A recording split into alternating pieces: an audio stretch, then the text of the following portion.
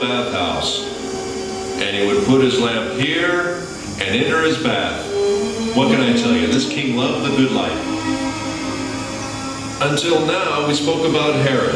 It wasn't the splendor of Herod's style that made Masada what it is today.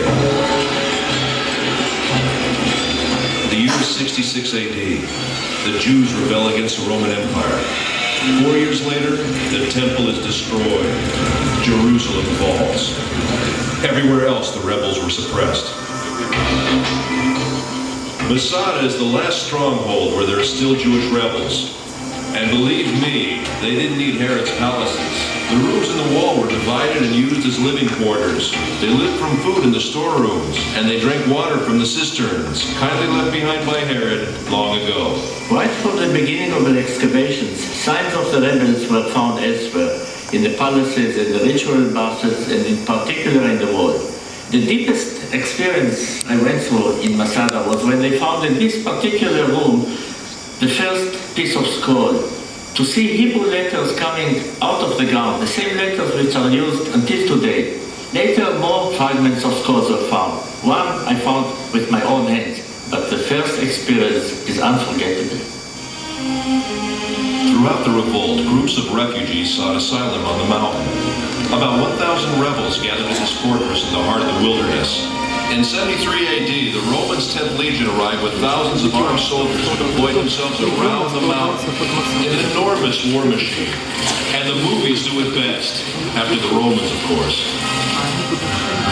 The Romans built an attack ramp. The besieged rebels rolled stones down it. The Romans lifted a tower to the top of the ramp, equipped with a battering ram to smash the wall.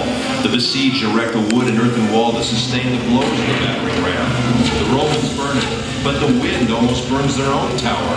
Then the wind veering as if by divine providence to the south, blowing with full force in the opposite direction, flung flames against the wall, which now was all ablaze. And in the evening, when the wall was burnt and breached, the Roman army returned to its camps, assured that the whole affair would be over by morning. But Eleazar had ideas of his own. This is it, the last night. My friends, we've reached the climax of the drama. However, unlike the movie, here apparently the events actually took place. And here at Masada, men with families were forced to decide slavery or death. Eleazar had no doubts, but he had yet to convince his comrades in arms. Ladies and gentlemen, the speech of Eleazar.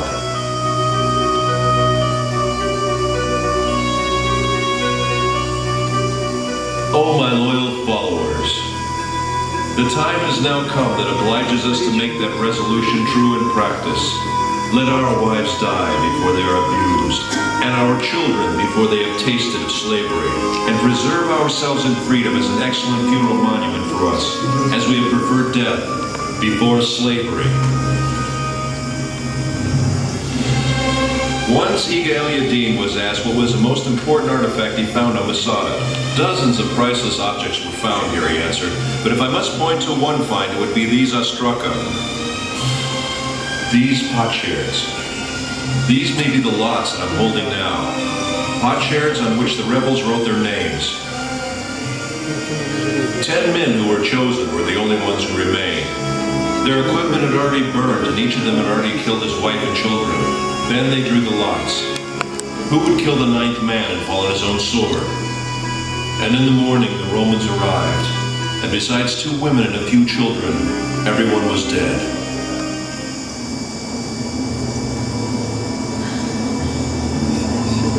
After the drama came silence.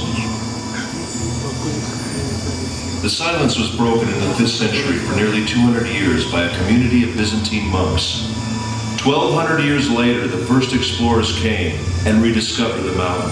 Then the members of the youth movements, seeking a symbol of Jewish heroism, discovered Masada and adopted the mountain. After them came the hikers and the tourists. Masada had become a focus of pilgrimage. Professor Netzer, what do you really think about the act of courage that ended in suicide? Maybe it's the utmost courage to prefer death to a life of slavery. So it's death or freedom? Yes, death as a free man or slavery in the hands of the Romans. Which choice would you make? No matter what, Masada has become a symbol of staunch resistance against a fierce enemy. And if it is a symbol, then perhaps this might be some kind of victory. Ladies and gentlemen, I invite you to climb the mountain.